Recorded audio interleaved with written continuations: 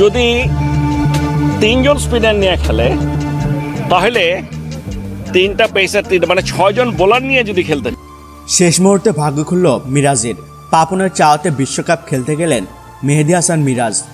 দর্শক, টি-20 বিশ্বকাপের জন্য দল ঘোষণার ঠিক আগ মুহূর্তে টি-20 বিশ্বকাপ স্কোয়াড থেকে নাম কাটা পড়ে মেহেদী হাসান মিরাজের, যা নিয়ে কম জলগোলা হয়নি।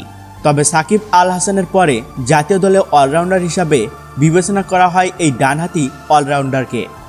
আর সেই মিরাজকে বাদ দিয়ে স্কোয়াড দেয়ায় কত সমালোচনায় না পড়তে হয়েছে বিসিবিকে। তবে সকল কিছুর অবসান ঘটিয়ে অবশেষে বিশ্বকাপ খেলার জন্য যুক্তরাষ্ট্রে যাচ্ছেন মেহেদী হাসান মিরাজ।